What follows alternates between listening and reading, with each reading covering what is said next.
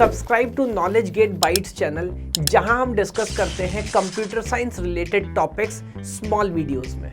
तो चलिए सर, अभी बात करते हैं कॉम्बिनेशनल सर्किट्स की। तो कॉम्बिनेशनल सर्किट्स बहुत इंपॉर्टेंट है और गेट पॉइंट ऑफ व्यू से बात करूं तो इस पूरे टॉपिक से आई डोंट नो बट कम से कम 2 नंबर का क्वेश्चन तो आना ही आना है।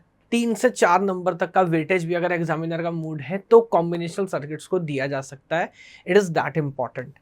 अगर चैप्टर के शुरुआत में ही मैं आपको बताऊं 2-3 आइडियाज जिस पे एडिशनली हमें काम करना है।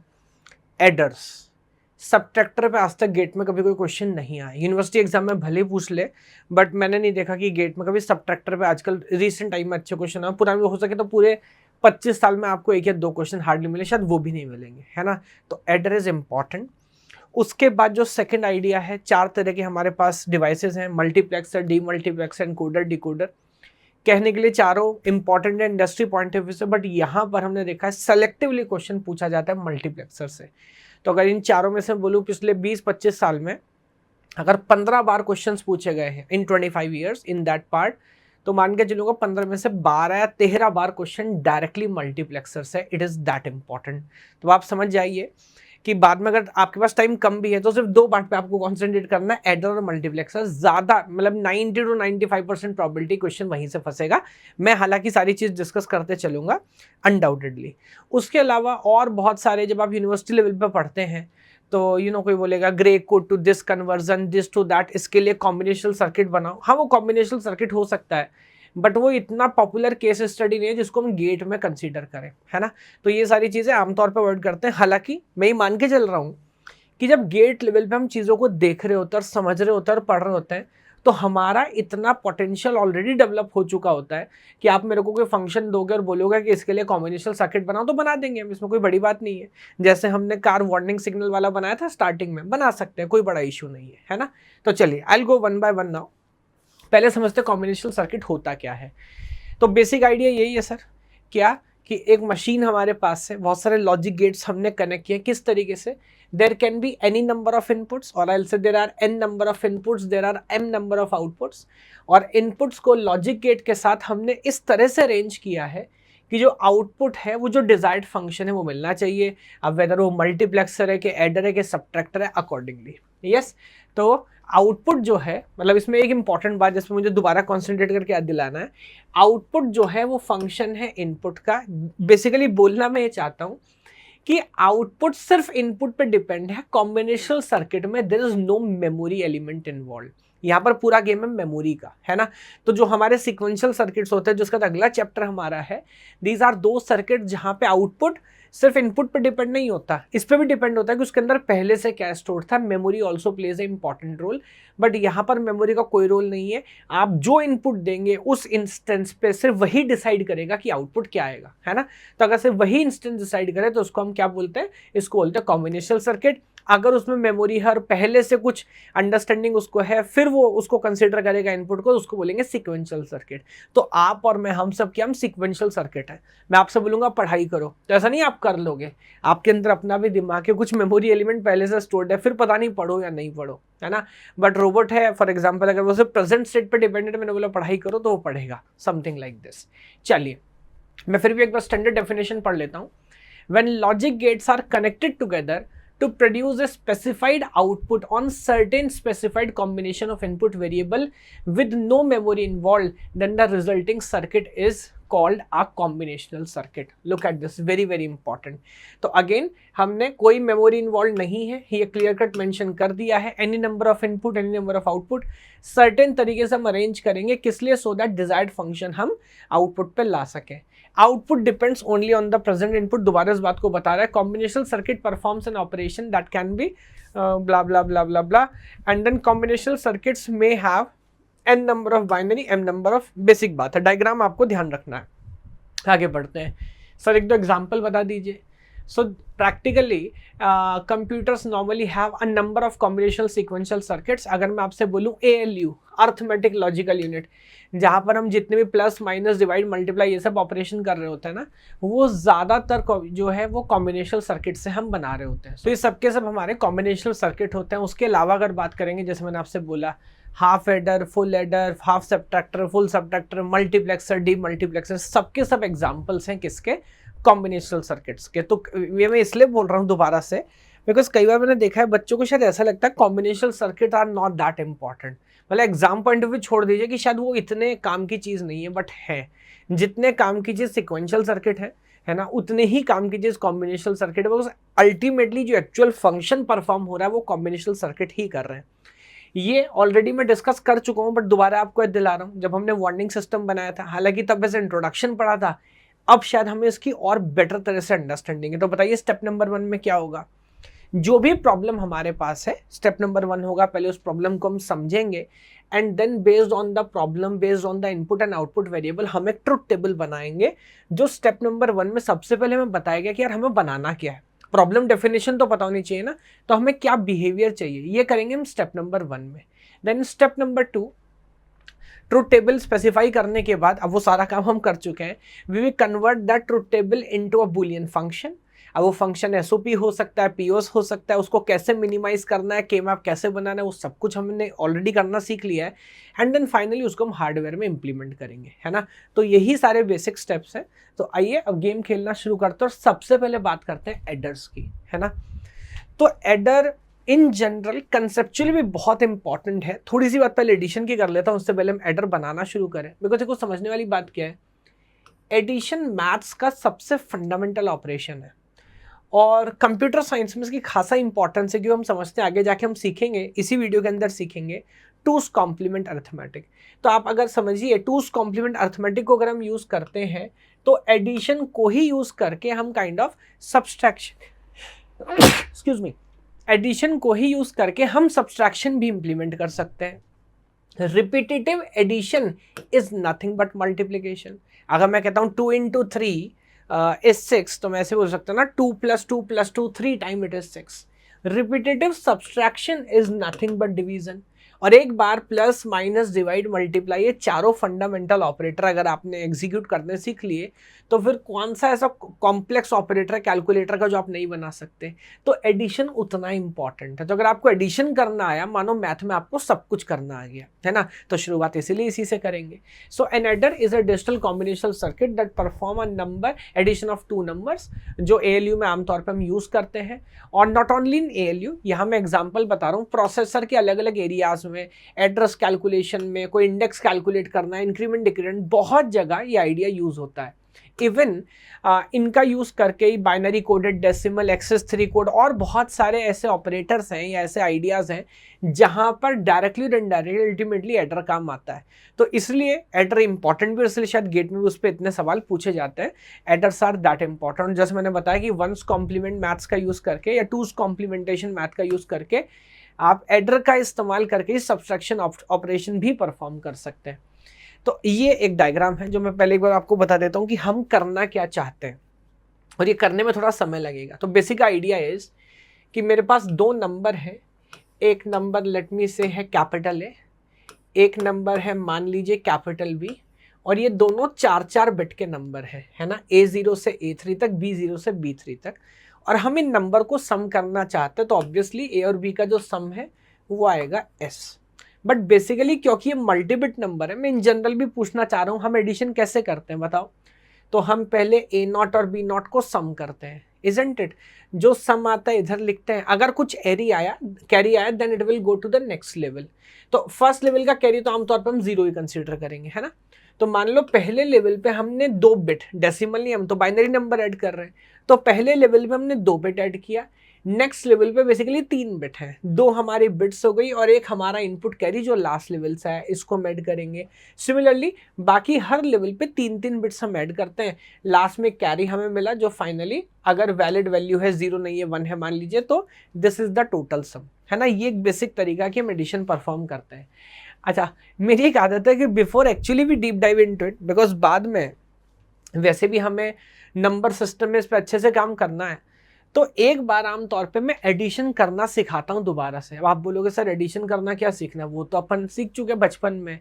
हो सकता है सीखा ना हो रटा हो। मैं क्या बोलना चाह रहा हूँ समझाता हूँ आपको। मान लीजिए मैं 2 डेसिमल नंबर लिखता हूँ, 789 को अगर हमें सम करना है 857 में फॉर एग्जाम्पल, तो इनका सम क्या होगा।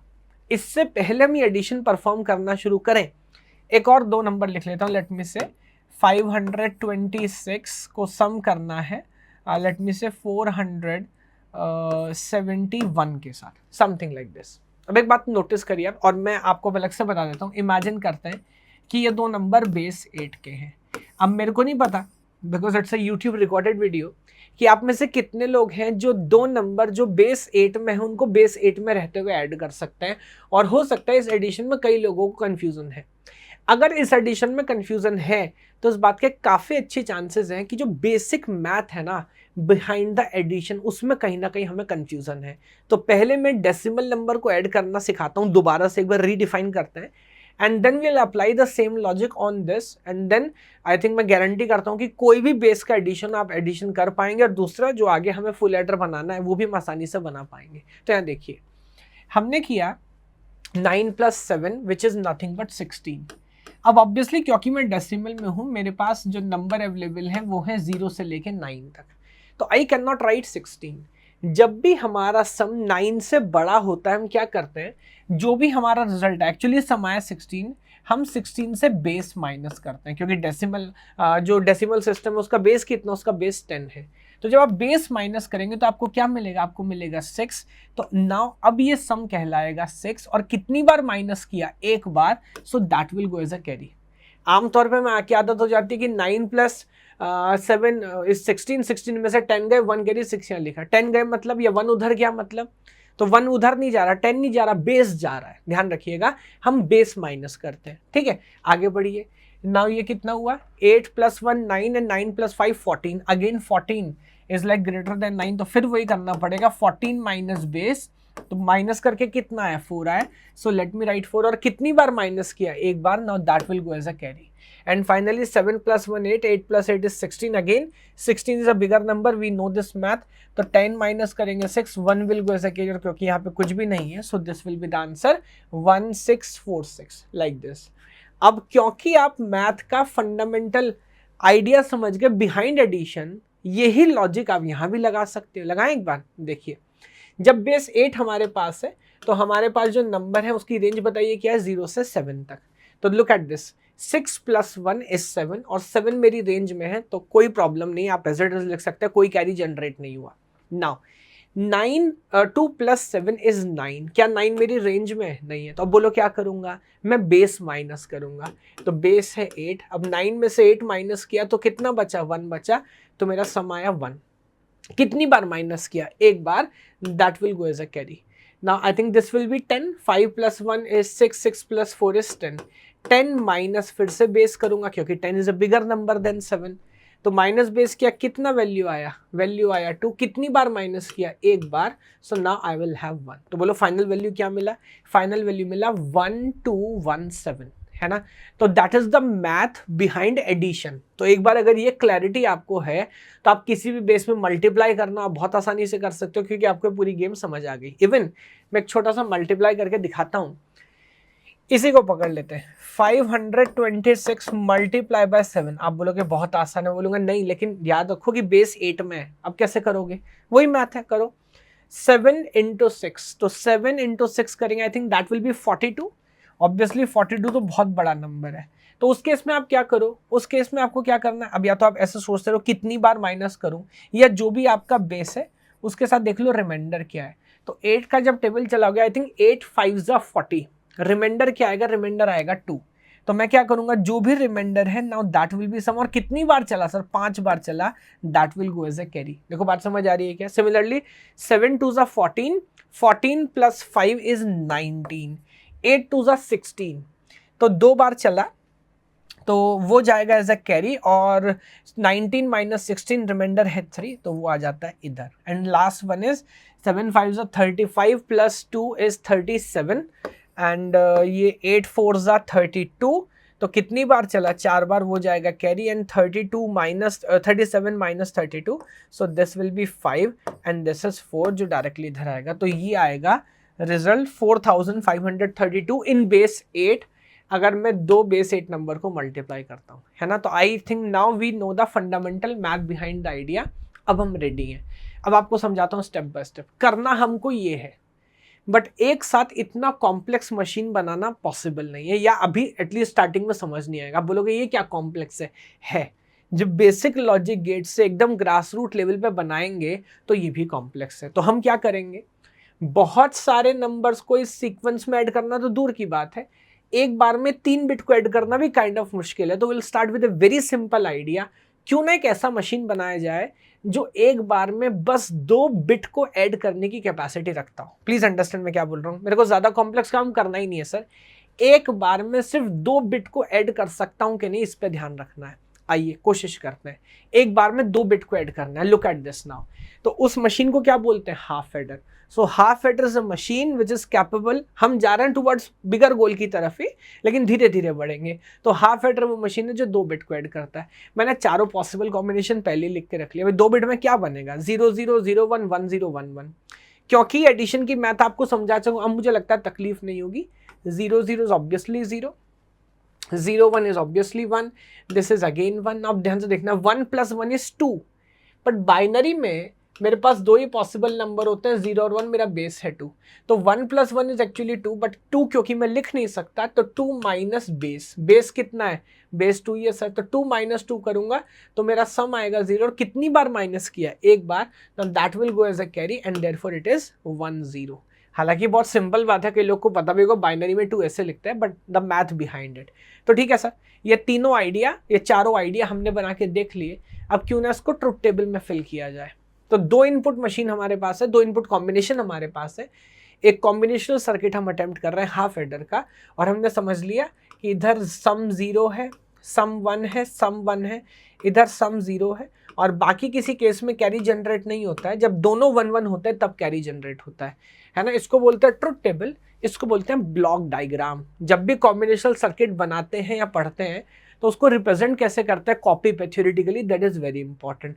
तो एक बॉक्स बनाया, उसके अंदर लिखा हाफ एडर, और 2 इनपुट यहाँ पे आते दिखे और 2 आउटपुट यहाँ से बाहर आते नजर आ रहे हैं ना, because we know this is the implementation. और फंक्शन भी इतने कॉमन है कि बहुत अजीब बात नहीं है, आई थिंक देख के समझ आता है। बोलो कौन सा फंक्शन है, 0 0 0 1, ये तो एंड है। इसका मतलब अगर ए और बी को एंड करें तो वो कैरी की तरह काम करता है। बोलो ये कौन है सर, ये एक्सॉर है। कैरी सम देखो, 0 0 पर 0 मिला, 1 1 पर भी 0 मिला, बट 0 1 और 1 0 पे क्या क्या मिल रहा है, 1 1। तो बोलो इसको कैसे बना सकते हैं। So there you see, now this is XOR. A और बी का एक्सॉर करेंगे तो आपको सम मिलेगा, और यहीं पर अगर मैं ए और बी का एंड कर देता हूं तो मेरे को क्या मिल रहा है, कैरी मिल रहा है। इसको कर देता हूं बॉक्स के अंदर बंद। ये मेरा एक स्वस्थ सुंदर टिकाऊ हाफ एडर सर्किट बन के तैयार हो गया। ध्यान दीजिए, क्या अब आप ये बात समझ पा रहे हैं कि इस बॉक्स के अंदर, जिसको अभी तक हम ब्लैक बॉक्स ट्रीट कर रहे थे, उस बॉक्स के अंदर यही है। हाँ यही था सर, है ना। तब आप समझ गए कि हाफ एडर कैसे बनता है। पूरा फुल प्रूव्ड एडिशन नहीं, बट एक बार में अगर 2 बिट ऐड करना हो तो वो 2 बिट हम कैसे ऐड करते हैं। और what is the cost of implementing a half adder, a 2 input XOR gate and a 2 input AND gate. एक एक्सॉर और एक एंड गेट से हम ये पूरा काम कर पाते हैं, है ना। वही मैंने यहाँ पे लिखा है, the cost of implementing a half adder is an XOR gate and and gate. और एग्जैक्ट इम्प्लीमेंटेशन की आपको समझ आ गया। बट फिर से ये स्लाइड ले आया मैं याद दिलाने के लिए, घर से यही करने निकले थे कि हमारा तो एजेंडा बहुत बड़ा है, हमें 2 नंबर ऐड करने 4 बिट के। अभी तो एक बार में सिर्फ 2 बिट ऐड करना हम सीखे हैं। तब मेरे ख्याल से अगला आइडिया आपको समझ आ रहा होगा। हर लेवल पे आपको 2 नहीं sir, apart from the first 1, her level पे आपको 3 बिट ऐड करनी है।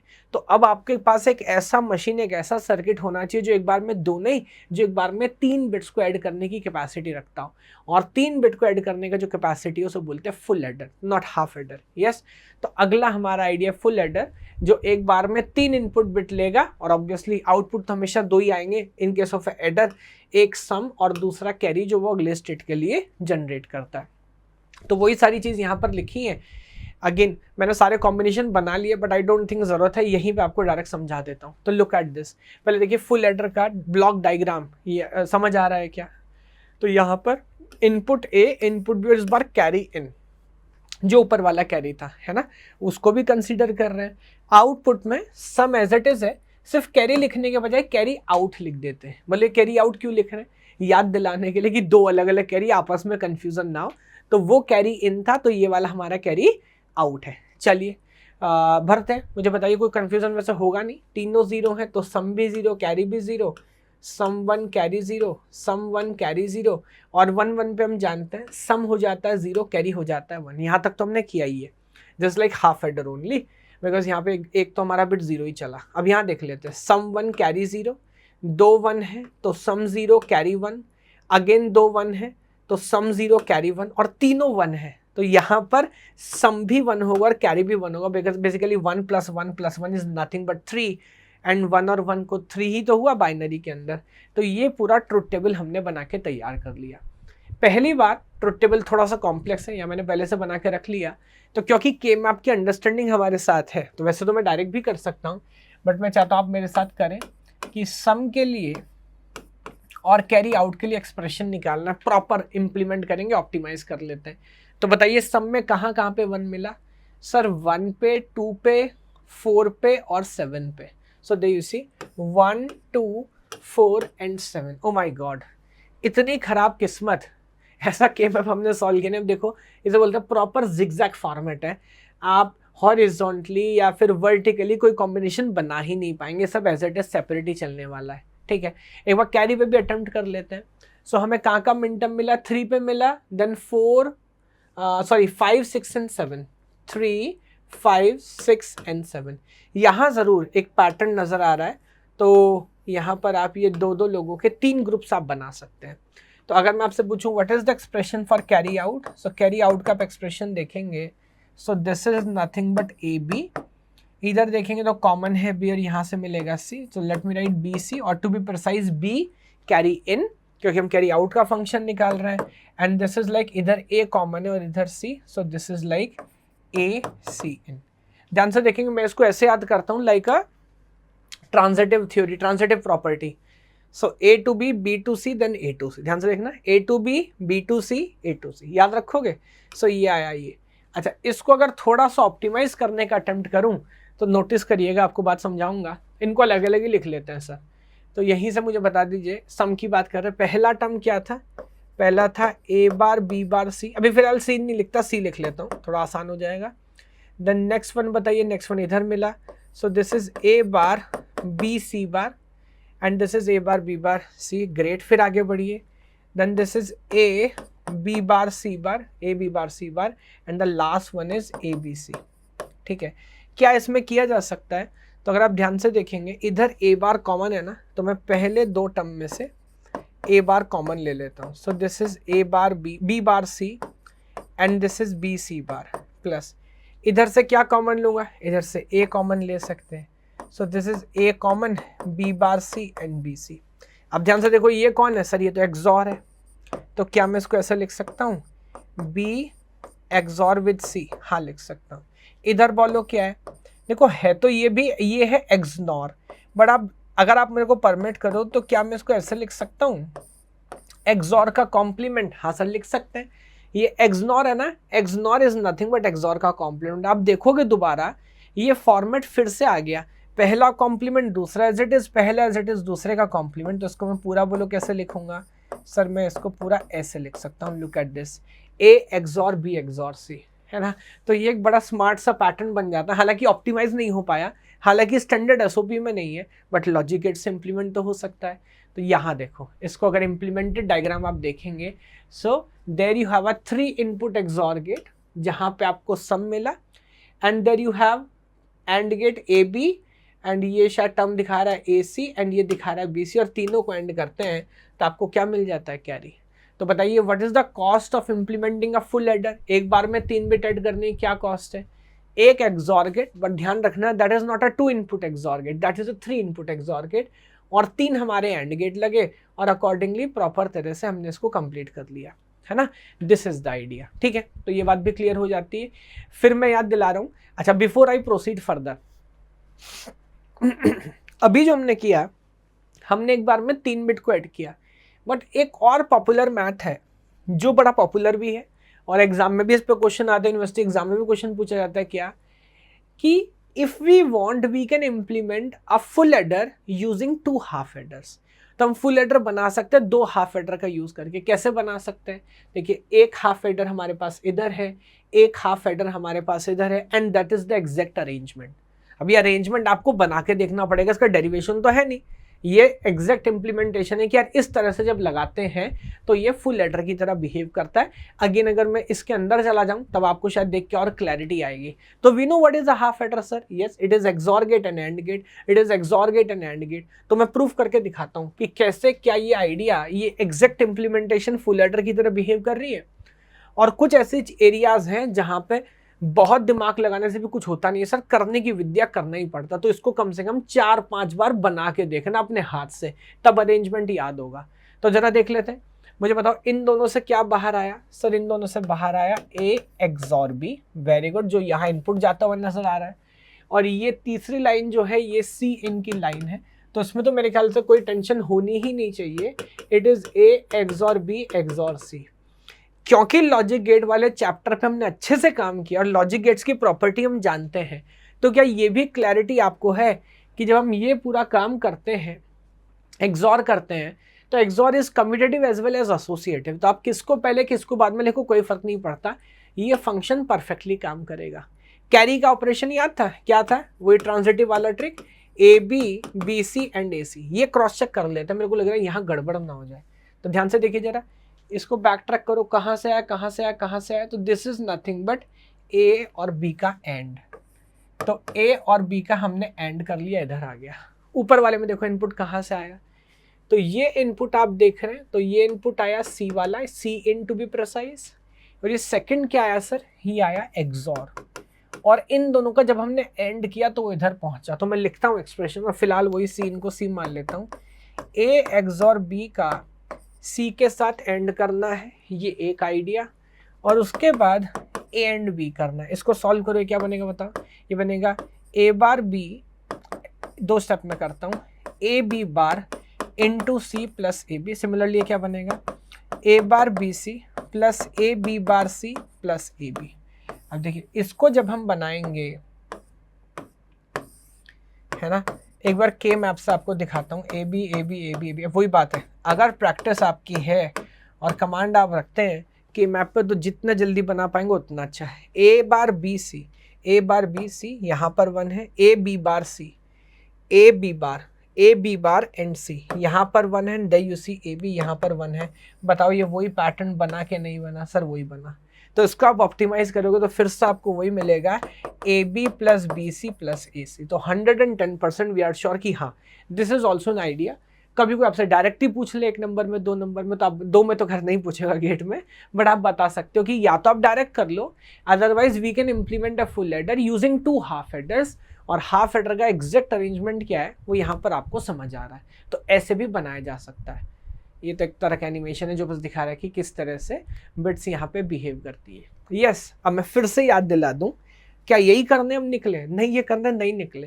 पहले हमने 2 बिट को ऐड करना सीख लिया, फिर हमने 3 बिट को ऐड करना सीख लिया।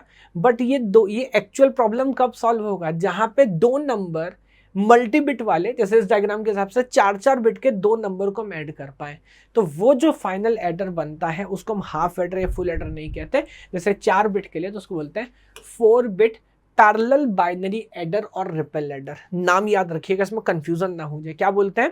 Parallel adder. हालांकि थोड़ा कंफ्यूजिंग है, बिकॉज आई डोंट नो इसको ऐसा नाम क्यों रखा। This is not parallel, this is kind of a sequence. ये काइंड ऑफ सीरीज की तरह बिहेव कर रहा है, बट आमतौर पर इसे पैरेलल एडर कह के बुला रहे होते हैं, है ना। सो अगर आपको, अब मेरी बात समझिएगा, अगर आप मैथ समझ पा रहे हैं, तो अगर हमें ये एक्चुअल प्रॉब्लम सॉल्व करना है तो हमें 1 फुल एडर चाहिए, हमें 4 फुल एडर चाहिए। 1 फुल एडर, देन एक और फुल एडर, देन एक और फुल एडर, देन एक और फुल एडर, और एक के बाद एक सीक्वेंस में लगाते जाएंगे तो शायद ये प्रॉब्लम हम सॉल्व कर पाए। हो सकता है आप में से कुछ लोग सोच रहे हो सर फर्स्ट लेवल पे फुल एडर की क्या जरूरत है, वहां तो 2 ही बिट ऐड करने हैं। बिल्कुल ठीक बात है, तो आप चाहो तो वहां पे हाफ एडर भी लगा सकते हो, बट एक लेवल के बाद ज़्यादा ऑप्टिमाइज करने से फायदा होता नहीं। उसका भी एक रीज़न है कि क्यों फुल हेडर ये आमतौर पे लगाया जाता है।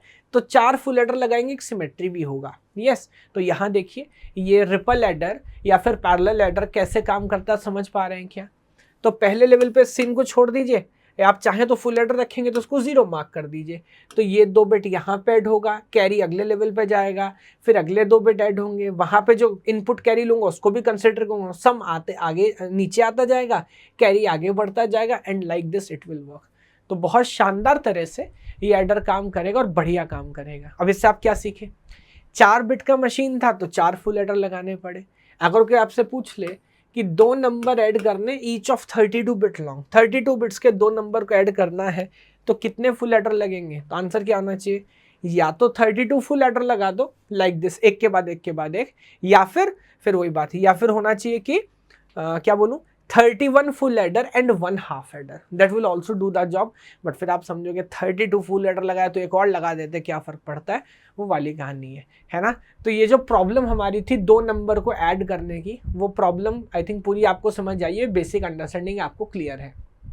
अब 2 इश्यूज हैं जिसका आगे भी हम डिस्कशन करेंगे, मैं बता देता हूँ, यहीं पे बता देता हूँ। एक तो इसके अंदर प्रॉब्लम क्या है इस एडर के अंदर, कि ये जो एडर है ना यार, ये बहुत स्लो है।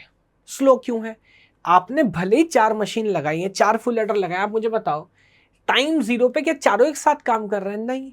जब पहले वाले भाई साहब काम पूरा कर लेंगे, this is kind of a data dependency, और ये इनपुट कैरी प्रोवाइड करेंगे to the next level full adder, तभी वो काम शुरू कर पाएगा। जब वो अपना काम कंप्लीट कर लेगा, then only this carry will be generated, then only this adder will work, and finally in the last this will work. इसलिए इसको बोलते हैं रिपल एडर। तो यहाँ पर हो क्या रहा है, ये जो कैरी है ये बहुत स्लोली प्रोपोगेट करता है। तो कैन यू इमेजिन अगर ये 32 बिट का एडिशन होता तो क्या हाल होता। तो एक एडर एक बार में ट्रिगर कर रहा है, तब वो धीरे कैरी प्रोपोगेट कर रहा है, करते करते आगे जाएगा, तो सिस्टम को बहुत स्लो कर देगा। तो ये एक बड़ा प्रॉब्लम है, हाँ, जिसको हम बोलते हैं कि सिंपल एडर जो हम बनाते हैं, रिपल एडर या पैरेलल एडर जो बनाते हैं, उसके अंदर कैरी प्रोपोगेशन डिले बहुत ज़्यादा है, and because of this delay पूरा सिस्टम बहुत स्लो काम करने लगता है। तो इसका एक और दूसरा वेरिएंट भी है जिसपे गेट में कई बार क्वेश्चन पूछे गए हैं, उसका नाम है लुक अहेड कैरी जनरेटर। अब ये क्या मैकेनिज्म है, क्या आइडिया, उस पर तो आगे डिटेल में बात करेंगे, बट आइडिया ये है, क्या आप बिना ये एडिशन परफॉर्म करे यहाँ पे ये पहले से जज कर सकते हो, गेस कर सकते हो क्या कि C3 क्या होगा, एक्चुअली कर सकते हो। अब आप बोलेगा ये कैसे पॉसिबल है, जब पुराने लेवल पे भी सम किया ही नहीं तो मैं कैसे जज कर लूंगा कि कैरी जनरेट होगा नहीं होगा। हो सकता है, लेकिन कोई चमत्कार नहीं है, उसके लिए हमें कुछ एडिशनल सर्किट यूज करना पड़ेगा, कुछ एडिशनल एफर्ट मारना पड़ेगा। वो क्या एफर्ट है, वो क्या चीज़ है, उसको आगे हम देखेंगे। दूसरी एक और बात, एक आइडिया इस मशीन के अंदर क्या है, ये मशीन क्या है सर, ये मशीन एडर है, तो ये क्या करेगा, ये एडिशन करेगा। बट स्टार्टिंग में जब मैंने आपसे बोला कॉम्बिनेशनल सर्किट्स में, क्या एडर ही टूज कॉम्प्लीमेंट अरिथमेटिक यूज करके सब्सट्रैक्शन परफॉर्म कर सकते हैं, हाँ कर सकते हैं, लेकिन ये अभी उस काबिल नहीं है। तो मैं आगे दिखाता हूँ हम क्या बनाने वाले हैं। थोड़ा सा मॉडिफिकेशन हमें करना होता है, एंड आफ्टर सर्टेन मॉडिफिकेशन, इसकी क्या मैथमेटिक्स है, कैसे काम करते हैं मैं आपको दिखाऊंगा। But after certain modifications this machine is capable enough of doing addition as well as subtraction based on आप इसे किस मोड में चलाते हो। तो यहाँ तक फुल एडर हमने समझ लिया, और to be process parallel adder या रिपल एडर हमने समझ लिया। अब 2 वेरिएशन उसमें करने हैं। पहला तो उसको इस काबिल बनाना है कि वो एडिशन सब्सट्रैक्शन दोनों कर सके। वो कैसे करते हैं उस पर बात करेंगे, और उस पर भी कुछ क्वेश्चंस पूछे गए हिस्टोरिकली। और दूसरा जो लुक अहेड कैरी एडर वाला मैकेनिज्म है कि उसमें ऐसा क्या चेंज करें कि हम कैरी प्रिडिक्ट करने लगे, इसको फास्ट बना सके, उस पर बात करेंगे। बिफोर आई प्रोसीड फर्दर, एक छोटा सा क्वेश्चन अपन ट्राई कर लेते हैं। लुक एट दिस क्वेश्चन, बहुत अच्छा क्वेश्चन है, एंड ट्रस्ट मी ज्यादातर केस में इसका जो सॉल्यूशन आपको इंटरनेट पे मिलेगा वो गलत मिलेगा। So most of the people say the answer is 19.2 microsecond, millisecond, whatever it is, but that is not a correct answer. तो एक बस क्वेश्चन को समझते हैं, बड़ा मैथमेटिकल इन डेप्थ क्वेश्चन है। ध्यान से देखिए, पूछा था सिंपल एडर पे पूछा है, 2015 2 मार्क क्वेश्चन था। मैं क्वेश्चन पढ़ रहा हूँ। A half adder is implemented with an XOR and and gate. हम तो ये बात घर से पढ़ के हम जानते हैं, हाँ ठीक कह रहा है, हाफ एडर एक्सॉर और एंड से ही बनता है। अ full adder is implemented with 2 half adders and an OR gate। हाँ, ये आइडिया भी हमने समझ लिया है कि 2 हाफ एडर और एक OR गेट यूज करके हम कर सकते हैं, फुल एडर इंप्लीमेंट कर सकते हैं। ग्रेट, आगे देखते हैं। Propagation delay of XOR gate is twice that of and gate और OR गेट। कह रहा है, ये पहले से बता रहा है, पूछ नहीं रहा, बता रहा है कि एक्सॉर गेट का जो प्रोपोगेशन डिले है वो एंड और OR से डबल होता है, और इसकी वजह से मैथ भी आप समझ सकते हो क्या यार, वो देखने में आप उसे एक्सॉर बोल रहे हो, एक्चुअली तो इट्स अ 2 लेवल इम्प्लीमेंटेशन ना। अगर इधर आया ए बार, इधर आया बी, और इधर आया ए, इधर आया बी बार, तो अगर एंड का डिले 1 यूनिट का है और का भी 1 यूनिट का है, तो 2 लेवल का डिले मिलकर 2 यूनिट का ही हो जाएगा ना। तो आमतौर पे हम ये मानते भी हैं बाय डिफॉल्ट कि एक्सॉर है या एक्सनॉर है, 2 लेवल के डिले उसके अंदर होते हैं। आगे बढ़ता हूँ। The propagation delay of and और ऑर गेट इज 1.2 माइक्रोसेकंड। तो अब क्लियर हो गया, क्योंकि पहले से बोला है डबल है, तो अगर एंड और ऑर का डिले 1.2 माइक्रोसेकंड का है, तो ऑब्वियसली एक्सॉर का डिले कितना हो गया sir, that will be 2.4 microsecond. Yes, a four bit ripple adder, a four bit ripple adder, ये डायग्राम तुरंत आपके दिमाग में आना चाहिए कि कैरी रिपल होते हुए आगे जा रहा है, 4 बिट की मशीन है, is implemented by using full aiders. तो फुल एडर का इस्तेमाल करके हमने बनाया, बट इसने क्लियर कर दिया कि जो फुल एडर है, फुल एडर में लुक एट दिस, ये वाला इम्प्लीमेंटेशन इसने नहीं किया, इसने फुल एडर का ये वाला इम्प्लीमेंटेशन किया है ना। बता रहा ना, 2 हाफ एडर और ऑर गेट से मिलकर बना है। ठीक है, ये भी समझ गए, आगे बढ़िए। फिर पूछा क्या है, the total propagation time for this four bit binary adder in microsecond. कह रहा है ये टोटल कैरी को जो प्रोपगेट होने में जो टाइम लगेगा इस तरह से इंप्लीमेंट करें, वो क्या होगा। अब ये ऊपर बैठ के अंदाजा तुक्का नहीं मारा जा सकता, फॉर्मूला रटने और याद करने के मैं वैसे ही खिलाफ हूँ। क्यों, आप कोई फॉर्मूला याद करेंगे, गेट में अगली बार कुछ इंप्लीमेंटेशन चेंज करेगा, फॉर्मूला आपका खत्म हो जाएगा, फिर कैसे सॉल्व करोगे। तो मैंने, और क्योंकि जैसे मैं बोल रहा हूँ ऑलरेडी नेट पे बहुत सारे लोगों ने इस क्वेश्चन को गलत सॉल्व किया है, मैंने तो सोचा एग्जैक्टली बैठ के बना लेता हूँ। डायग्राम कुछ ऐसा बना और फिर दोबारा बनाने का मेरा मन नहीं हुआ, लेकिन मैं आपको याद दिला दूँ, जो फुल एडर का इम्प्लीमेंटेशन हमने पढ़ा है ये वही इम्प्लीमेंटेशन है, बट मैंने अपनी सहूलियत के हिसाब से ओरिएंटेशन थोड़ा बहुत चेंज कर दिया है ना। तो आप देखेंगे तो टाइम 0 पे ऑब्वियसली फुल एडर है, इसका तो कोई मतलब नहीं है, तो काइंड ऑफ अप्लाइड ही नहीं है।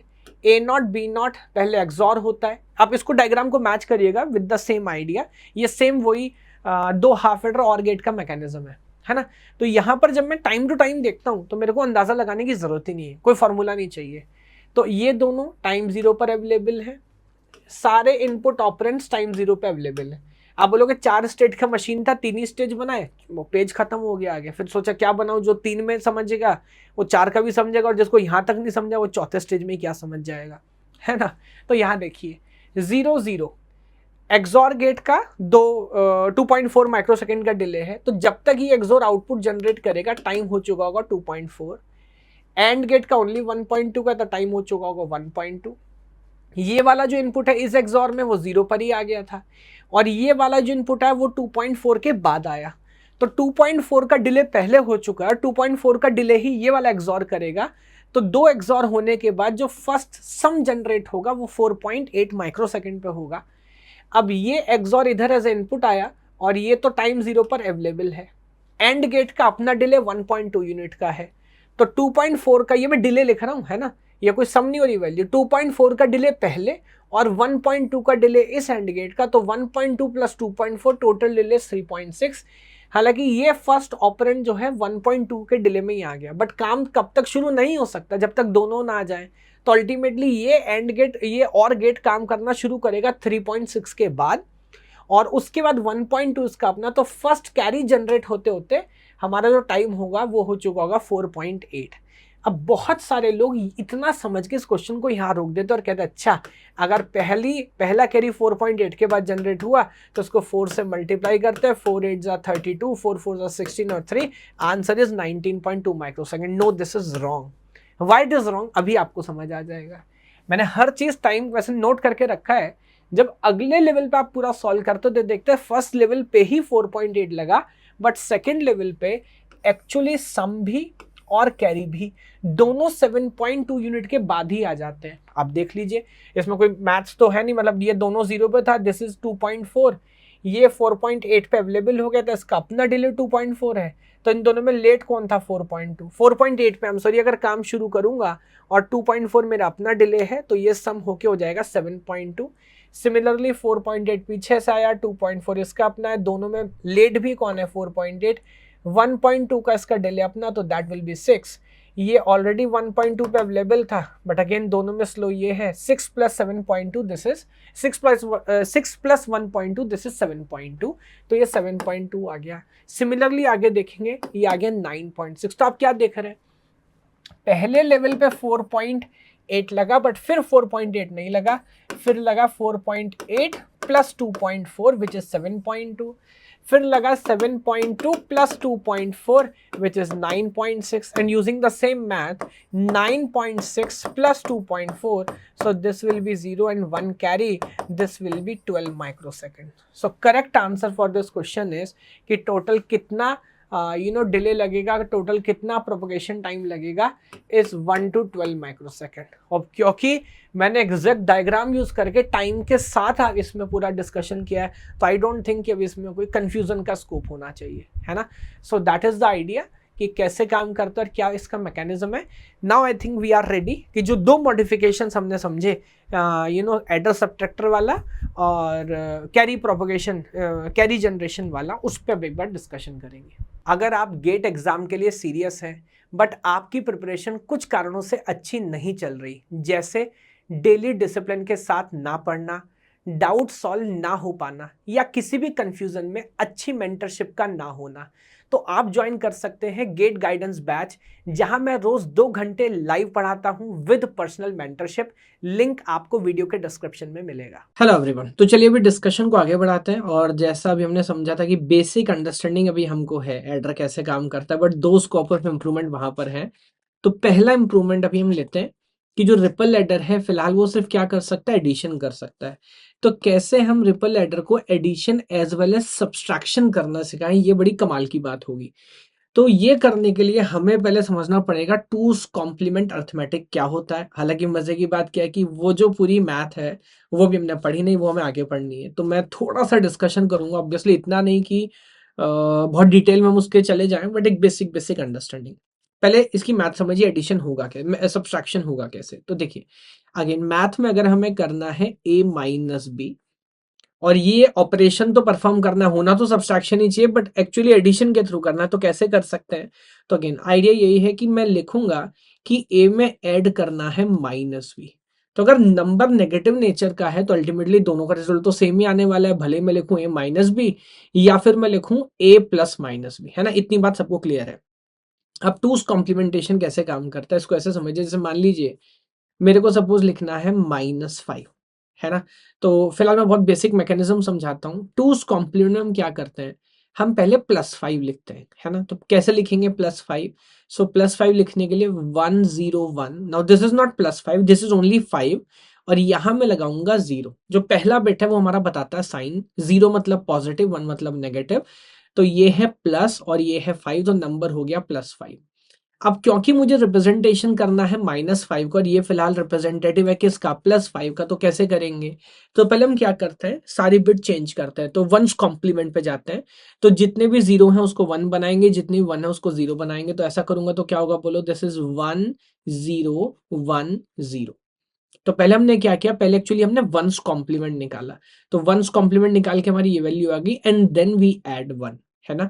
हालांकि टूस कॉम्प्लीमेंट डायरेक्टली भी लिखा है, पढ़ा जा सकता है, बट वो उतनी डिटेल में नहीं जा रहा, जस्ट एक बेसिक अंडरस्टैंडिंग।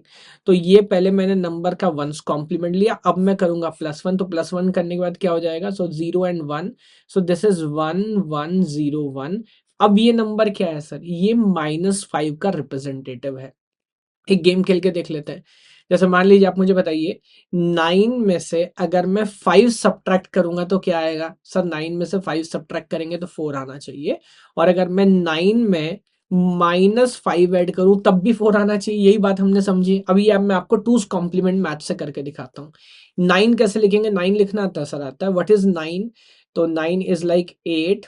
पहले मैं लिख लेता हूँ, सो बल्कि ये एक बिट ज्यादा हो जाएगा, तो एक नंबर 2 नंबर छोटा कर लेता हूँ। मान लीजिए मैं इसको 6 कर लेता हूँ। Let me take some other example, let me take 6 minus 4 कर ले, 6 माइनस 4 कर लेते हैं, सो दैट 3 या 4 बिट में काम हो जाए, है ना। 6 माइनस 4 विल बी 2। चलिए तो दोबारा से कर लेते हैं। तो मुझे बताइए सबसे पहले आप 6 कैसे लिखेंगे, 6, तो 6 कैसे लिखेंगे, टूस कॉम्प्लीमेंट, वही वाली बात है। हालांकि 6 तो बेसिक नंबर है, +6 लिखना है ना। तो हम लिखेंगे 6 विच इज 1 1 0, और यहाँ पर लगाएंगे एक 0 बताने के लिए +6 है। अब हमें 6 में से 4 माइनस करना, बट 4 नहीं चाहिए, 4 का 2's कॉम्प्लीमेंट चाहिए, तो पहले 4 लिखिए, तो 0 और उसके बाद 1 0 0, ये क्या हुआ 4। अब पहले लेंगे इसका 1's कॉम्प्लीमेंट जो हमने पहले किया था, 1's कॉम्प्लीमेंट लेंगे तो बनेगा 1 0 1 1, ऐसा ही है ना।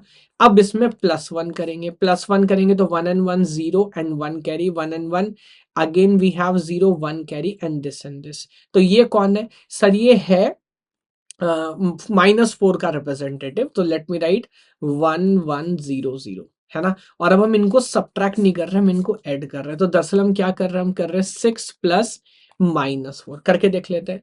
तो 0 + 0 विल बी 0, 1 और 0 मिलकर 1 बनेगा। Now 1 and 1 will be 0 1 carry, again 1 and 1 will be 0 and 1 carry, and 2's complement maths में क्या होता है, जो फाइनल कैरी होता है उसको हम करते हैं डिस्कार्ड। बोलो फाइनल नंबर क्या है सर, फाइनल नंबर तो 2 ही आया, और 2 ही आना भी चाहिए था। बात समझ आई।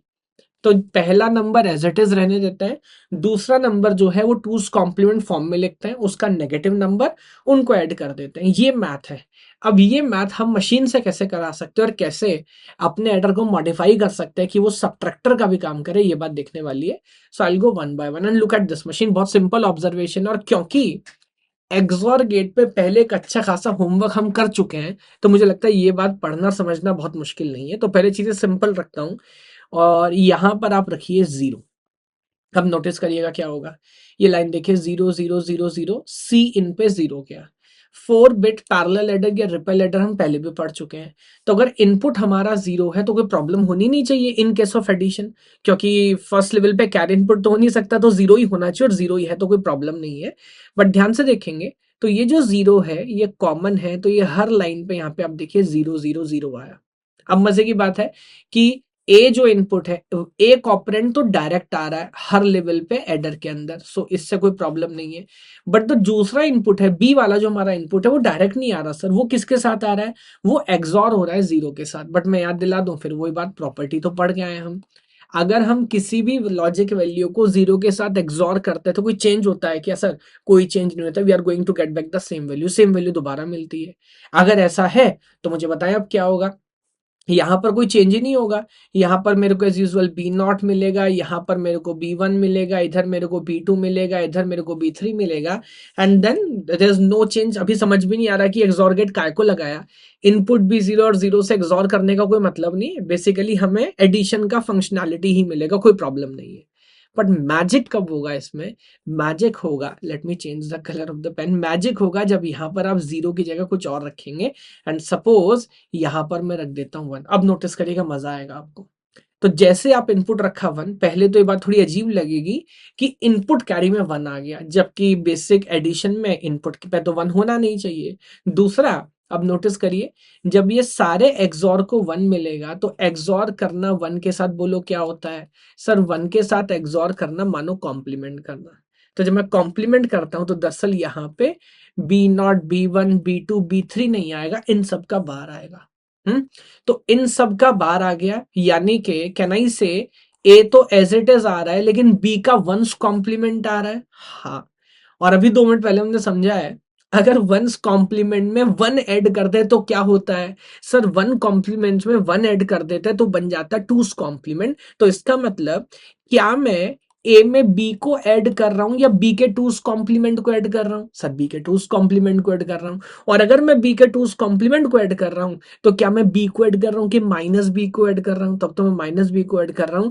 And A plus minus B is nothing but A minus B, यानी कि अब ये सेम मशीन जो अभी तक हमें लग रहा था कि एडर की तरह काम कर रहा है, now this will start behaving as a subtractor, और ये सब्सट्रैक्शन भी करने लगेगा। और हमारा एडिशनल एफर्ट क्या है, हम फुल एडर के अंदर तो गए नहीं, बस हमें यहाँ पे अगर 4 बिट का रिपल एडर है, पैरेलल एडर है, तो हमें 4 एक्सॉर गेट लगाने पड़े, बस इतनी सी बात है। तो ओवरऑल चीजों को बड़ा इंटरेस्टिंग बना देता है ना। तो ये मशीन बड़ी इंपॉर्टेंट है, एक बार बना के आप देख लेंगे तो एक अंडरस्टैंडिंग आपकी डेवलप होगी। बाकी फिलहाल फंक्शनैलिटी क्या है, अगर इस लाइन पे आप इनपुट 0 रखेंगे तो then that will behave as a positive, मान लीजिए एडिशन की तरह काम करेगा, और इस कॉमन लाइन पे आप 1 रखेंगे then it will start behaving as a subtractor. That is the basic idea, that is the basic math, है ना। तो एक इंपॉर्टेंट अंडरस्टैंडिंग थी, ये वही फंक्शनैलिटी मैं बस लिख के बता रहा हूँ कि है ना, नोट्स आर ऑल्सो इंपॉर्टेंट, कि अगर आप 0 के साथ करोगे तो सेम वैल्यू मिलेगा, 1 के साथ करोगे तो कॉम्प्लीमेंट मिलेगा, है ना। बहुत बेसिक आइडिया है। एक दो क्वेश्चन ट्राई कर ले जाए, बिकॉज जब तक गेट का क्वेश्चन नहीं ट्राई करेंगे तब तक मजा नहीं आएगा। Now let's try this question. कब पूछा गया? So as I can see it is a gate 2016 2 mark question, है ना, तो इंपॉर्टेंट एस्पेक्ट है।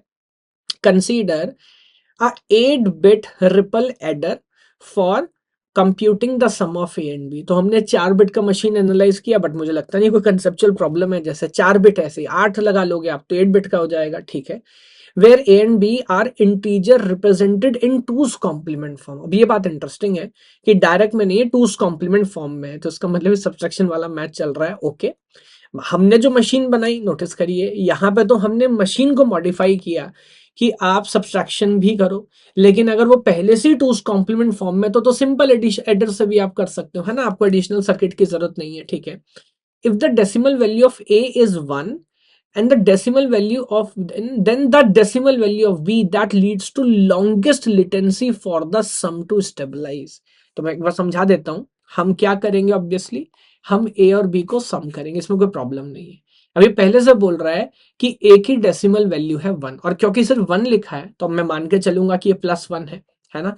तो +1 है, मानो पहली बिट हमारी 0 होगी क्योंकि पॉजिटिव नंबर है, और टोटल 8 बिट का रिप्रेजेंटेशन है, क्योंकि 8 बिट का एडर है, तो उसके बाद में 7 जीरोस और सॉरी उसके बाद में 6 जीरोस लगा देता हूँ, और ऑब्वियसली लास्ट नंबर हमारा 1 होगा। सो दैट इज इट, ये बेसिक बात है, ये हमारा ए हुआ। अब क्या कह रहा है, बी की क्या वैल्यू रखें that leads to longest latency for the sum to stabilise. इसका मतलब क्या है, सम स्टेबलाइज कब लेट होता है, जिसमें लॉन्गेस्ट लेटेंसी लगे, जब बार बार कैरी जनरेट होगा। तो पूछ रहा है ऐसा क्या वैल्यू चूज करें जिसमें बार बार कैरी जनरेट हो, ये क्वेश्चन हुआ। तो अब बड़ी बड़ी सिंपल सी बात है, आप सोच के देखिए। यहाँ पर मैं क्या करूंगा सर, ये तो सब 0 है, यहाँ पर मुझे 1 चाहिए, और अगर 1 + 1 करूंगा तो मेरा कैरी जनरेट होगा। बेसिकली हर लेवल पे ऑल वंस मेरे पास होने चाहिए, नोटिस करिए। अगर ऑल 1 मेरे पास होंगे, है ना, तब कहीं जाके 100% ऐसा होगा बी की वैल्यू की कैरी जनरेट हो, है ना। तब आप मुझे बताइए, अगर ये टूस कॉम्प्लीमेंट का रिप्रेजेंटेशन, तो ओरिजिनल नंबर क्या रहा होगा, सोचना पड़ेगा।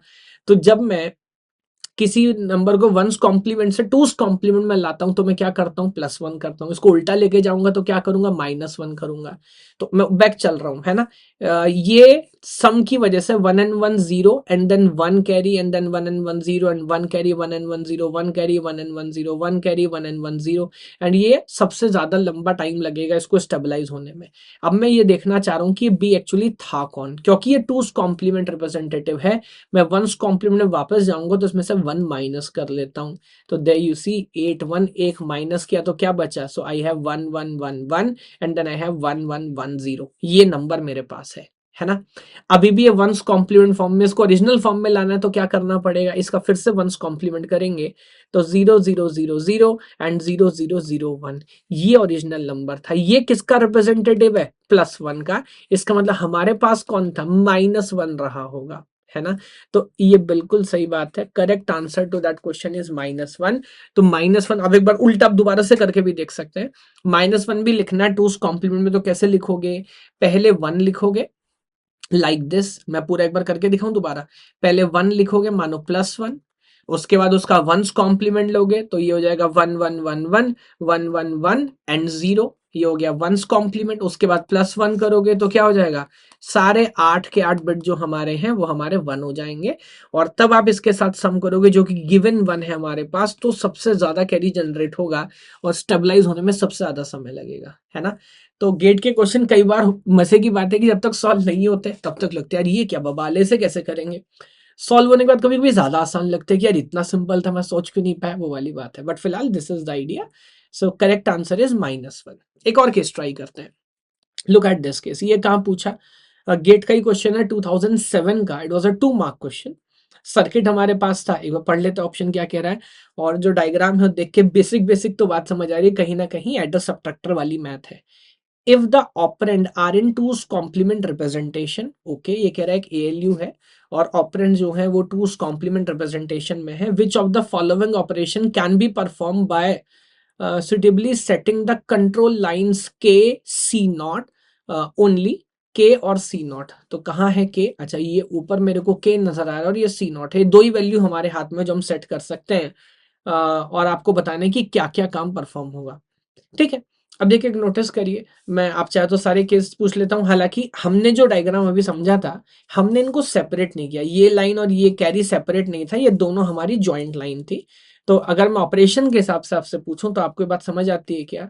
अगर मैं के को और सी को दोनों को जीरो रखूंगा, नोटिस करिए के भी जीरो और सी भी zero, then it must behave as a adder. Adder की तरह काम करेगा। जीरो के साथ बी का टूस एक्सॉर करेंगे, कोई फर्क पड़ेगा नहीं।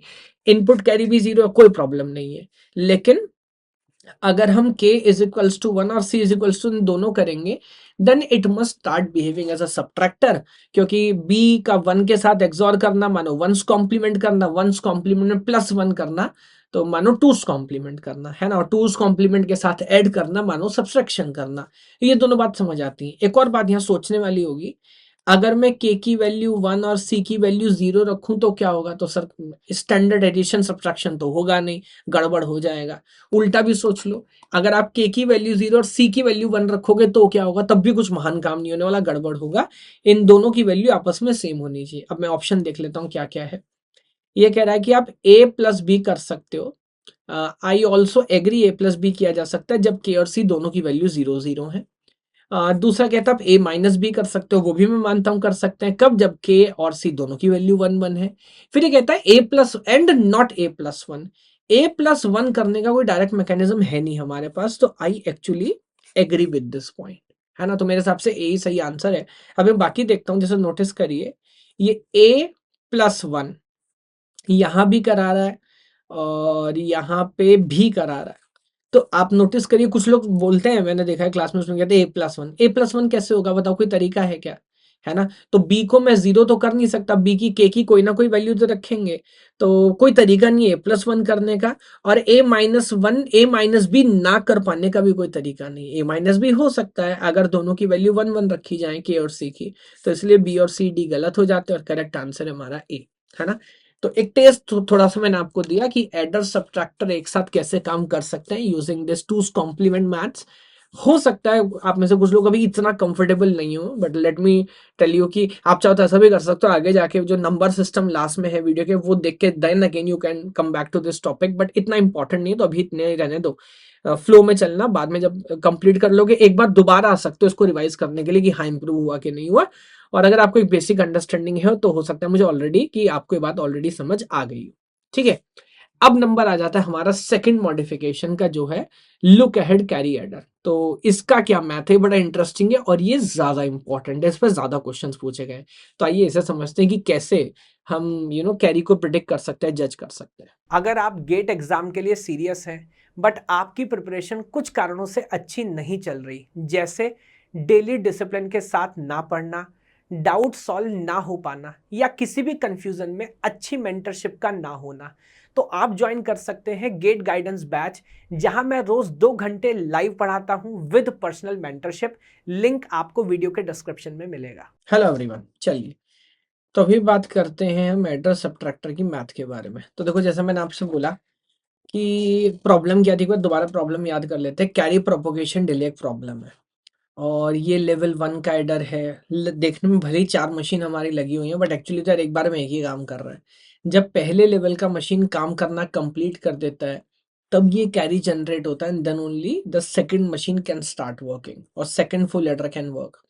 जब इन तीनों इनपुट को ट्राई कर लेता है तब ये काम कंप्लीट करता है, तब एक कैरी जनरेट होगा, तब उसके नेक्स्ट लेवल वाला, और इस तरह से ये जो डिले है ये डिले एक एक करके ऐड होता जाता है और ओवरऑल हमारा जो एडिशन है बहुत स्लो हो जाता है। And time is a important idea. दूसरी तरफ आप कंप्यूटर की टर्म्स में सोचो, addition is a very fundamental operator. अगर आप एडिशन जैसे ऑपरेशन में इतना समय लगाओगे तो कई बार what is multiplication? Multiplication is nothing but repetitive addition. तो सोचिए अगर इस तरह का एडर आपके पास है और कहीं पे हम मल्टीप्लिकेशन को इंप्लीमेंट कर रहे हैं वाया एडिशन, तो बहुत स्लो हो जाएगा। टूस कॉम्प्लीमेंट अर्थमेटिक भी आप समझ चुके हैं। तो using this same adder also we are also implementing subtraction, again that will become slow. And what is division? Division is also nothing but repetitive subtraction. तो कहने का मतलब पूरा कंप्यूटर, अगर चार फंडामेंटल ऑपरेशन आपने कर लिए तो बचा क्या है? तो मानो सब कुछ ही इस एड्रेस से इम्प्लीमेंट होता है और यही स्लो है, तो मानो पूरा कंप्यूटर स्लो है। तो इसको तो इम्प्रूव करना पड़ेगा। और वो क्या मैकेनिज्म है कि बिना इन सबको ऐड किए कैरी प्रिडिक्ट किया जा सकता है, अब उस पर जाते हैं। बहुत इंटरेस्टिंग आइडिया, मजा आएगा आपको। तो पहले हम बेसिक प्रॉब्लम दोबारा से याद दिलाता हूँ, हालांकि मैं कई बार दिला चुका हूँ। फंडामेंटल प्रोसेस की आप समझ रहे हैं कि जब तक एक लेवल का एडिशन कंप्लीट नहीं होता तब तक हमें सम और कैरी नहीं पता लगता। जब तक कैरी नहीं पता लगेगा तो मैं अगले लेवल का एडिशन कंप्लीट नहीं कर सकता। जब तक एडिशन कंप्लीट नहीं करूंगा तो उस लेवल का सम और कैरी मैं नहीं बता पाऊंगा। And then this problem will go on on and on, है ना। ये एक बेसिक बात है। Now let's go back to basics. ये डायग्राम याद है आपको?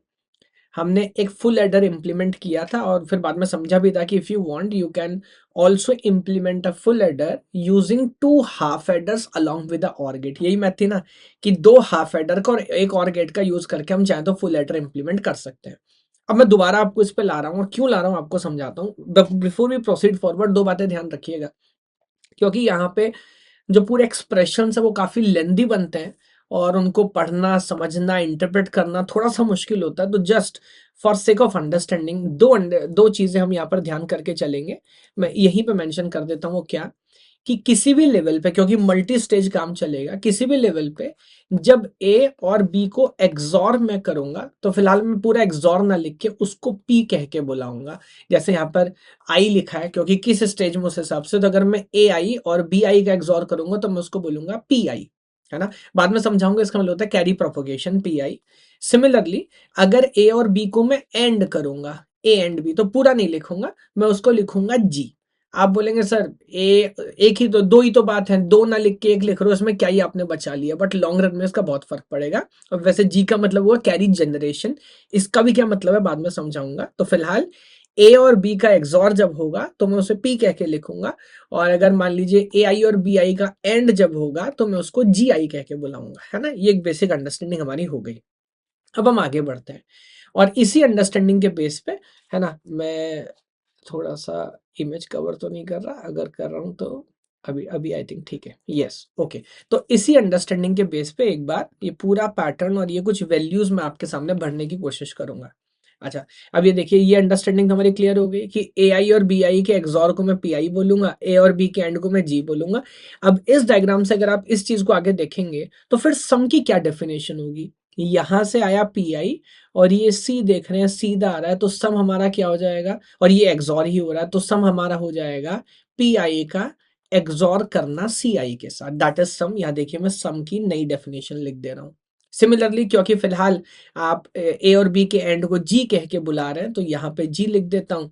और ये ऊपर से क्या, देखिए ये भी आसान है, तो ये है पी और ये दूसरा इनपुट आ रहा है हमारा सी के साथ, तो ये हो गया पी आई और सी आई का एंड। तो फिर नया कैरी क्या हो गया, नया कैरी हो गया इन दोनों का। और देखिए यहाँ पर वही मैं लिख रहा हूँ कि व्हाट इज नेक्स्ट लेवल का। तो अगर इनपुट क्या, जैसे होता है ना carry in carry out, confusing है तो आई की टर्म में आसान है।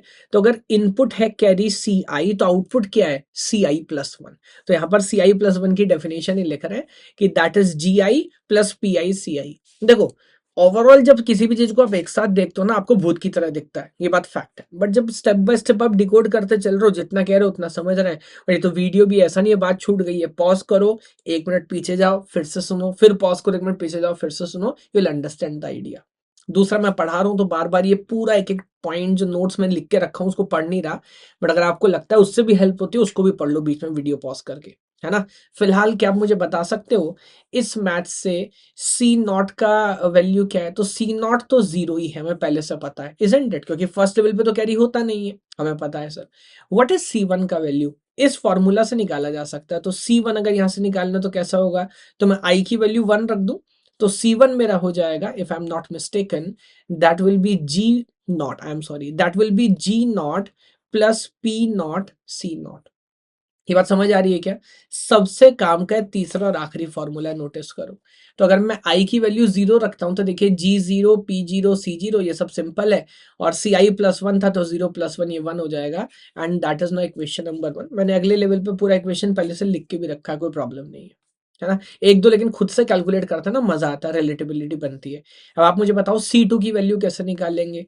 तो सी, अगर सी टू है, आई प्लस वन की वैल्यू टू है, तो ये क्या होगा, ये होगा जी वन और ये हमारा होगा P1 C1। सिमिलरली एक लेवल और नीचे लिख लेते हैं, C3 भी बता दीजिए क्या होगा।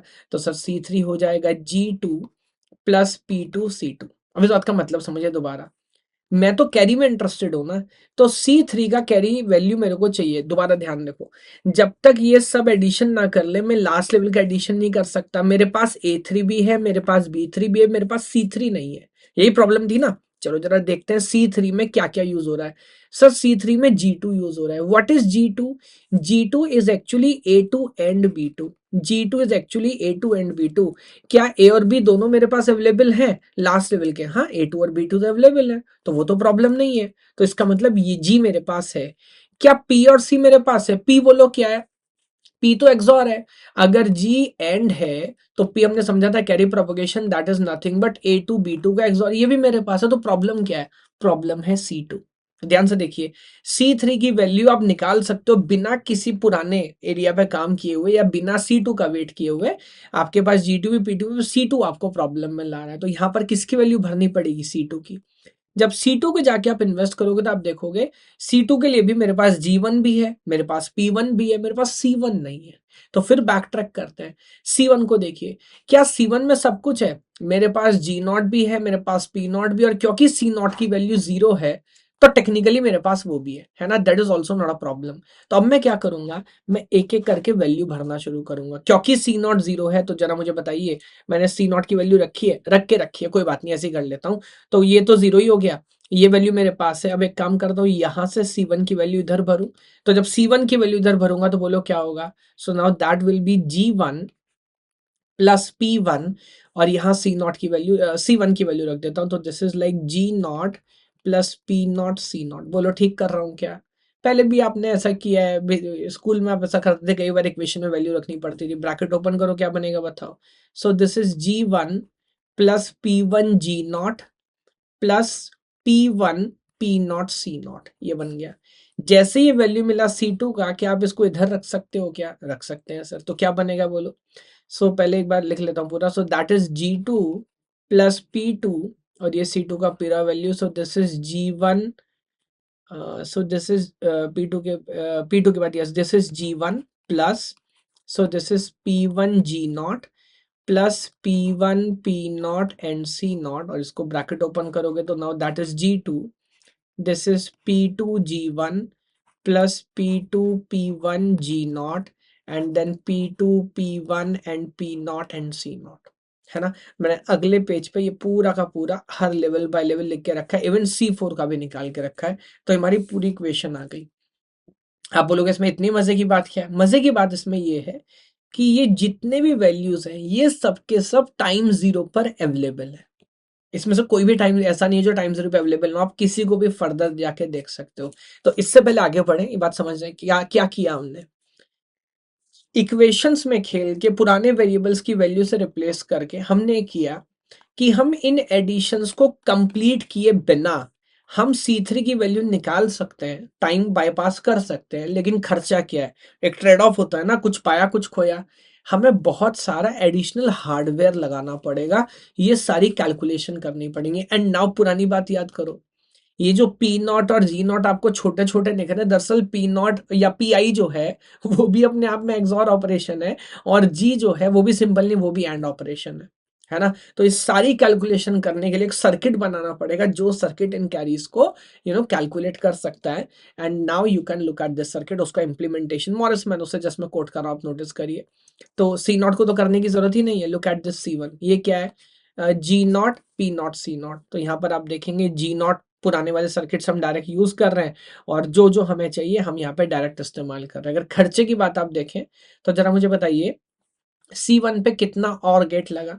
तो और गेट तो सब में एक ही चाहिए। हम ये जरूर यहाँ पे चेंज कर रहे हैं कि हम बाइनरी और गेट नहीं यूज कर रहे, दो तीन जितने और गेट चाहिए वो यूज हम कर सकते हैं, है ना। एंड देन एंड गेट कितने लगे वो आप देख सकते हो। तो यहाँ पर आई थिंक सिर्फ एक एंड गेट लगा, इधर मेरे को दो एंड गेट लगे, इधर मेरे को एक दो तीन एंड गेट लगे, इधर मेरे को चार एंड गेट लगे।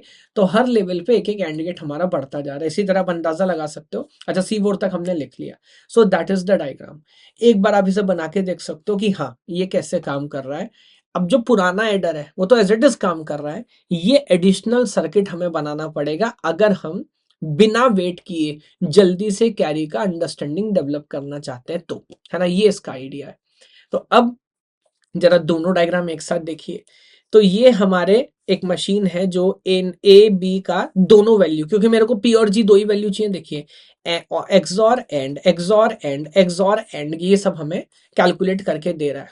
जो एकदम से डायग्राम देख के बात समझ नहीं आती वो क्या, कि ये जो पूरा कैरी प्रोपोगेशन का मैथ है, इमेजिन करिए ये सर्किट के अंदर रखा हुआ है ना, और यहां से जो मुझे मिल रहा है कैरी मिल रहा है, और उन कैरीज का और पी का इस्तेमाल करके मैं फाइनल सम कैलकुलेट कर सकता हूं। अगर मैं दोनों को इंफ्यूज करने की कोशिश करूं, मैं एकदम बना नहीं रहा, है ना, बट अगर आप थोड़ा सा विजुअलाइज करो, उसकी मैथ समझेंगे, तो उस ये जो सर्किट हमने बनाया उसको हमने इधर रखा, और ये एडिशनल सर्किट का यूज करके हमने क्या किया, हमने कैरीज की वैल्यू निकाली, और देन हम सम तक पहुंच गए।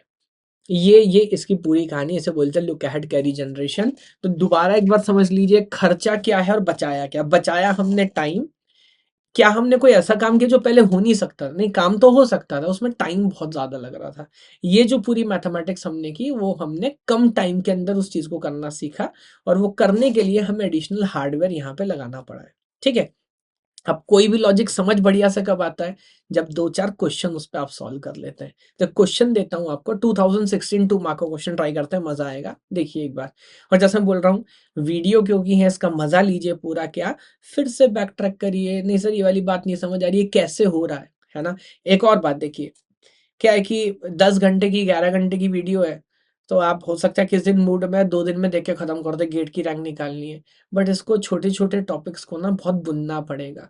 मैं एक टॉपिक को 50-50 बार पढ़ा चुका हूँ, बट हर बार कुछ नया सोचने का मौका मिलता है। एक बार में समझ नहीं आएगा, थोड़ा सा वीडियो देखना है, फिर पूछे जाना है, फिर करना है, फिर क्वेश्चन एनालाइज करना है, कॉपी पे बना के देखना है, बिकॉज गेट के लिए, कॉम्पिटेटिव एग्जाम के लिए प्रिपेयर कर रहे हैं। ऐसा तो है नहीं डायग्राम छाप के आना एग्जाम में, 5 में से 4.5 4 नंबर मिलेंगे, समझ आए ना आए कोई फर्क नहीं पड़ता, हमें नहीं पता अगली बार क्या पूछेगा एग्जामिनर। इस तरह से तो गहराई में जाके उसको समझना है। पढ़ता हूं मैं। Consider a look ahead carry adder for adding two n bit integers. तो 2 एन बिट के इंटीजर्स हमें ऐड करने हैं, एंड ये जो लॉजिक गेट है, fan in is at most 2, at most 2 input हो सकते हैं किसी भी लॉजिक गेट में। The time to perform addition by using this adder. अब क्वेश्चन में ध्यान दीजिए क्या क्या डिटेल हमारे पास और क्या क्या वो आपको समझाना चाह रहा है। उसने क्लियर कट लिखा है कि लुक अहेड एडर है, तो क्योंकि लुक अहेड एडर है तो यही वाली मैथ्स यूज होनी है। डायग्राम एग्जाम में बना नहीं था, मैंने बना के रखा था कि समझना आसान हो। ठीक है, ये तो मैं समझ आता है। ये और टोटल नंबर कितने एन बिट के इंटीजर हैं, तो यानी कि आंसर भी वो ऑब्वियसली न्यूमेरिक नहीं चाहता, टाइम कॉम्प्लेक्सिटी में ही चाहता है। तो ऐसा नहीं बोला उसने 4 बिट का, 8 बिट का, 16 बिट का, नहीं। एक प्रॉब्लम इसने क्या कर दी, इसने बोल दिया कि जो ओवरऑल जो खर्चा है या ओवरऑल जो गेट्स हैं हमारे, उसमें एक बार में 2 इनपुट आ सकते। अब नोटिस करिए, ये जो हमने बनाया था, ये फर्स्ट लेवल में सब में 2-2 इनपुट थे, लास्ट लेवल में भी 2-2 इनपुट थे, बट यहाँ पर आप देखेंगे कि यहाँ पे 2 इनपुट नहीं, यहाँ पे 4 इनपुट है ना, यहाँ पर 3 इनपुट है। और आप इमेजिन कर सकते हैं, ये तो सिर्फ C3 तक की कहानी है। जैसे जैसे C4 C5, अगर आप C31 पे जाएंगे, तो यू कैन इमेजिन ये सर्किट कितना कॉम्प्लेक्स हो जाएगा और ये गेट कितना कॉम्प्लेक्स हो जाएगा, बट ये अलाउ नहीं कर रहा। तो पहले इस बात को ऐसे समझिए, अगर ये बात नहीं करते ना कि फैन इन हमें ये चाहिए, तो आंसर क्या होता, उस केस में आंसर होता 1, कांस्टेंट टाइम है। क्यों? क्योंकि जैसे जैसे अपन ऊपर बढ़ते जा रहे हैं, आप ध्यान से देखेंगे हमारा टाइम नहीं बढ़ रहा है। इस लेवल पे कितना टाइम लगा, लेट मी से, अगर 1 यूनिट हमारा, इसको ऐसे समझते हैं आमतौर पे ना, एक्सॉर, अगर सिंपल एंड और का खर्चा 1 यूनिट मानते हैं, तो एक्सॉर का 2 यूनिट होता है। क्यों? क्योंकि आप समझ रहे हैं ना, अगर मुझे करना है ए बी का बार एंड ए बार बी, तो एक लेवल पे एंड गेट्स लगेंगे, है ना, ए बार और ई वैल्यू के लिए, और फिर और गेट लगेगा, तो 2 यूनिट का खर्चा है।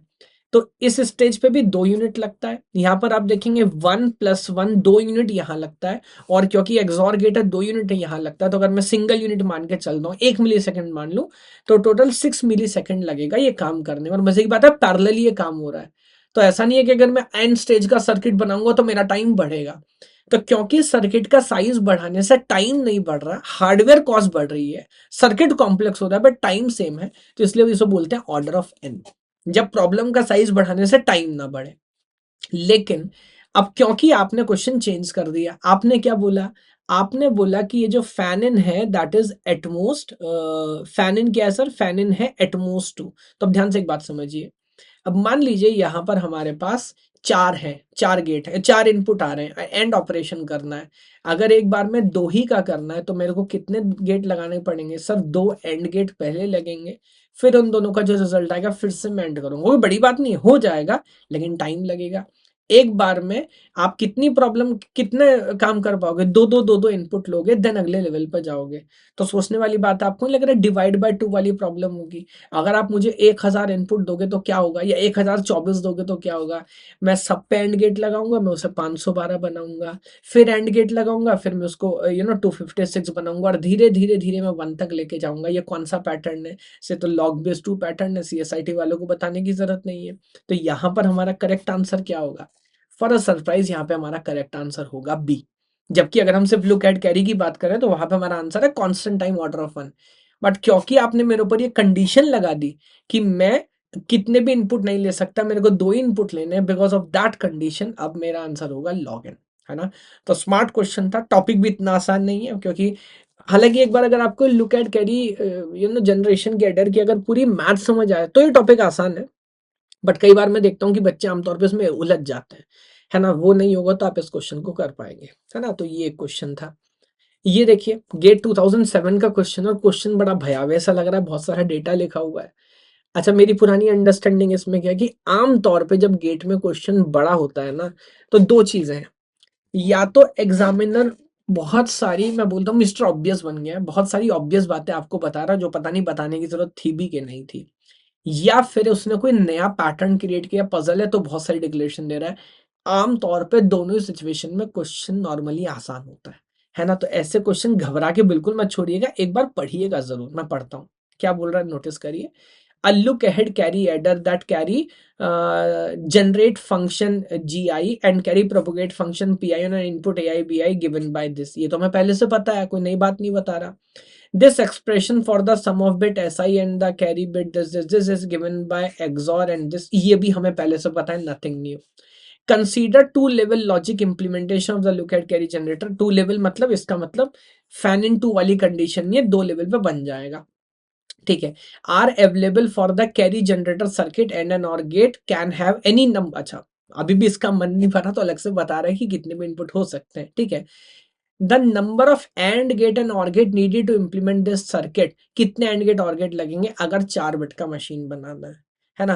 तो चीजें बहुत आसान है, बेसिक हमने ऑब्जर्व किया, और क्योंकि डायग्राम हमारे पास है मैं इसी को रेफरेंस मान लेता हूँ। इसने क्या पूछा है मुझसे? इसने मुझसे पूछा है कि कितने एंड गेट और कितने और गेट लगेंगे। आप मुझे बताइए, सी नॉट तो प्रिडिक्ट करना नहीं, C1 पे कितना लगा? एक एंड गेट लगा और एक और गेट लगा। तो C2 पे कितना लगेगा? अगले लेवल पे ये डबल हो रहा है, एंड गेट 2 बट और गेट एक ही है। अगले लेवल पे ये 3 हो रहा है, ये एक ही है। अब ऑब्वियसली यहाँ C4 का सर्किट नहीं बना है ना? कॉम्प्लेक्स हो जाता, बट समझदार को इशारा काफी है। Can't you understand the pattern की अगले लेवल पे क्या होता? एंड गेट 4 लगते, और गेट एक ही लगता। तो बोलिए टोटल और गेट कितना हुआ सर? टोटल और गेट हमारा हो गया 4, and 1 and 2 is 3 and 3 and 3 is 6 and 6 and 4 is like 10। तो सर टोटल खर्चा कितना है? 10 मेरे एंड गेट लगेंगे और 4 मेरे और गेट लगेंगे। So correct answer option B, ये इसकी मैथ, है ना? तो बहुत सिंपल पैटर्न था, देयर इज नथिंग बहुत ज्यादा फैंसी जो इसके बारे में, but this is the idea. I hope ये भी क्वेश्चन आपको समझ आ गया होगा, है ना? कोई बहुत बड़ी बात नहीं है, तो बहुत ही सिंपल क्वेश्चन था। ओके, और केस ट्राई करते हैं। अगर आप गेट एग्जाम के लिए सीरियस हैं बट आपकी प्रिपरेशन कुछ कारणों से अच्छी नहीं चल रही, जैसे डेली डिसिप्लिन के साथ ना पढ़ना, डाउट सॉल्व ना हो पाना, या किसी भी कंफ्यूजन में अच्छी मेंटरशिप का ना होना, तो आप ज्वाइन कर सकते हैं गेट गाइडेंस बैच, जहां मैं रोज 2 घंटे लाइव पढ़ाता हूं विद पर्सनल मेंटरशिप। लिंक आपको वीडियो के डिस्क्रिप्शन में मिलेगा। लास्ट क्वेश्चन में जो हम बात कर रहे थे, मेरे ख्याल से वही कंसेप्ट है। कब पूछा गया? This is get 2004, a 2 mark question, same topic के ऊपर है। A 4-bit carry look ahead adder, add 2 4-bit number, तो वही मैथ है बिल्कुल। And the design are using AND OR AND NOT gate, NAND and NOT gates only. वो NAND और NOT भी कंफ्यूज करने के लिए लिख रहा है, यूज होता नहीं है। Assume that all the inputs are available in both complemented and uncomplimented forms। great, इसका क्या पर्पस है बताऊंगा। and the delay of each logic gate is 1 unit। what is the overall propagation delay of the adder? assume that the carry network has been implemented using 2 level AND or OR। लगभग सारी बातें इसने बता दी। Confusion का मुझे लग नहीं रहा इसमें कोई स्कोप है, मैं बताता हूँ क्यों। पहली बात, ये इसने क्लियर कट बता दिया कि 2 लेवल का इम्प्लीमेंटेशन है एंड और का। तो ये बात अब आपको क्लियर है कि ये मल्टी इनपुट हो सकता है, फैन इन पे 2 वाली कोई कंडीशन नहीं है। दूसरा, एक्सॉर गेट का जो इम्प्लीमेंटेशन मैं फिर से याद दिला रहा हूँ, व्हाट इज दिस, एक एंड गेट इधर लगा सर, एक एंड गेट इधर लगा, एंड सपोज मैं लिखता हूँ ए बार बी, एंड इधर मैं लिखता हूँ ए बी बार, और दोनों का मैं करता हूँ और, तो क्या बन गया, ये बन गया एक्सॉर। ठीक बात है ना। और क्या मेरे पास ए बार अवेलेबल है, उसने लिखा है कि both complemented and uncomplemented form available है, तो मेरे पास अवेलेबल है। तो क्या मैं एक्सॉर को 2 लेवल में सॉल्व कर सकता हूँ, 2 यूनिट में सॉल्व कर सकता हूँ, बिकॉज एक लॉजिक गेट का खर्चा 1 टाइम यूनिट है। तो वही वाली मैथ है, आप समझिए कि ये कंप्लीट होगा 2 टाइम यूनिट में, ये कंप्लीट होगा 1 में, अगेन 2 में, 1 में, 2 में, 1 में, 2 में, 1 में। बट ये दोनों सर्किट्स को तो दोनों इनपुट चाहिए, तो ये काम शुरू ही कब कर पाएंगे, 2 टाइम यूनिट्स के बाद। अगेन एक टाइम यूनिट ये लेगा, एक टाइम यूनिट ये लेगा, तो ये खत्म होते होते कितना हो जाएगा, 4। और ये क्योंकि फिर से 4 एक्सॉर गेट आपके सामने खड़े, 2 यूनिट ये लेंगे, तो 4 + 2 कितना हो जाएगा, 6। एकदम सेम आइडिया है ना। तो आई डोंट थिंक इसमें कोई कॉम्प्लेक्सिटी होनी चाहिए। और ये गेट क्वेश्चन साथ में सॉल्व कराने का, प्रैक्टिस क्वेश्चन सॉल्व कराने का रीजन ये भी कि यू गेट एन आइडिया कि सर टॉपिक तो हम पढ़ लेते हैं। आमतौर पे होता है क्या ना, जब बच्चे खुद से सेल्फ स्टडी करने की सोचते हैं या एफर्ट मारते हैं, उसमें कोई खराब बात नहीं है, बट उसमें टाइम लगता है। हमें समझ नहीं आता कि उस टॉपिक पे एग्जामिनर की क्या अंडरस्टैंडिंग है, किस तरह के क्वेश्चन पूछता है, कितनी डेप्थ में पूछता है। जब ये सब हम काम कर लेते तो हमें पता लग जाता है कि अच्छा हाँ, इस तरह के क्वेश्चन आ रहे हैं, है ना।